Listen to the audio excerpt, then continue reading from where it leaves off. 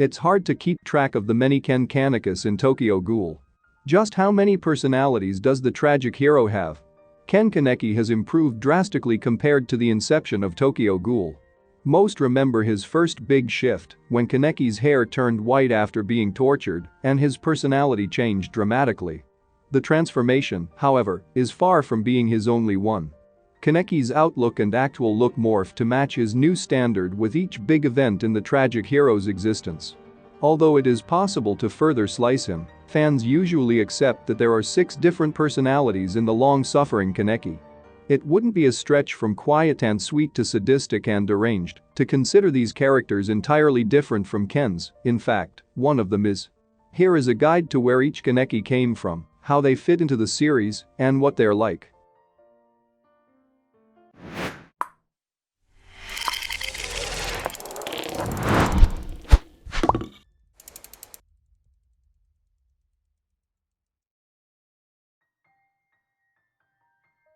Black hair.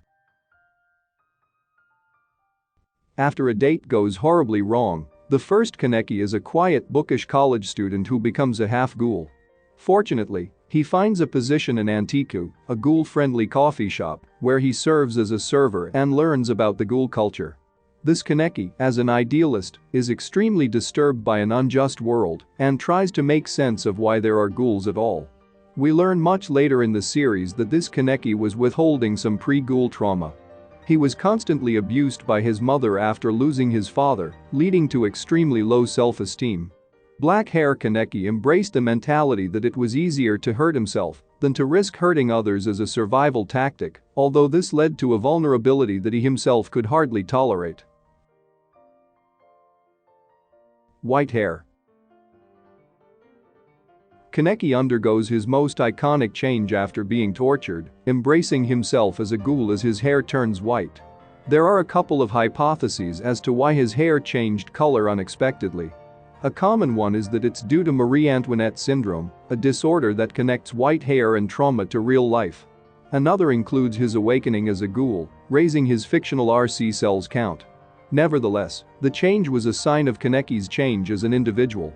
Kaneki's white hair rejects his past self, deciding power is everything, and everything misery is caused by one's lack of ability. Cold, rugged and very strong now, Kaneki still tries to protect those close to him, but in doing so, he drives them away. As it turns out, his greatest weakness is this ideology.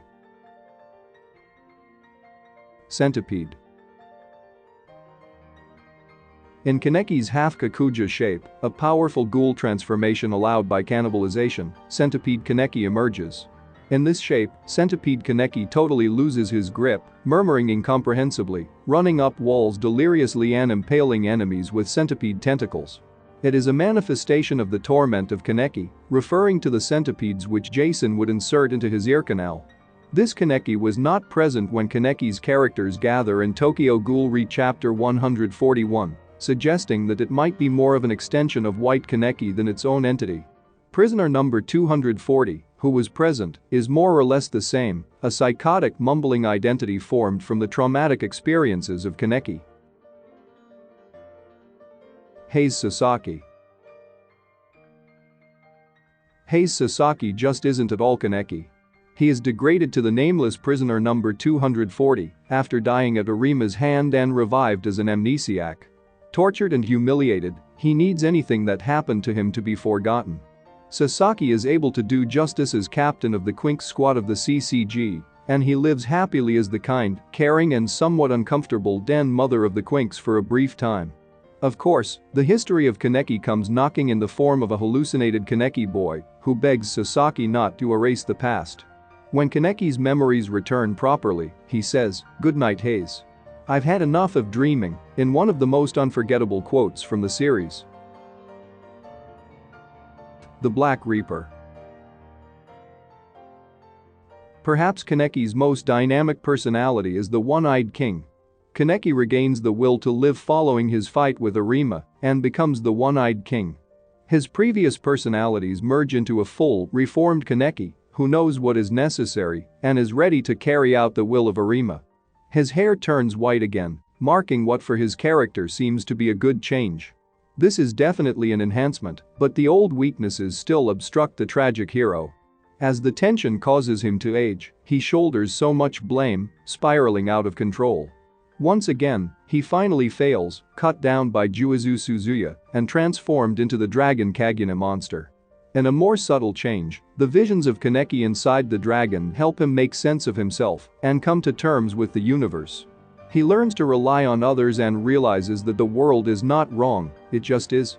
It is this stuff, the existentialist Kaneki, that ends the series.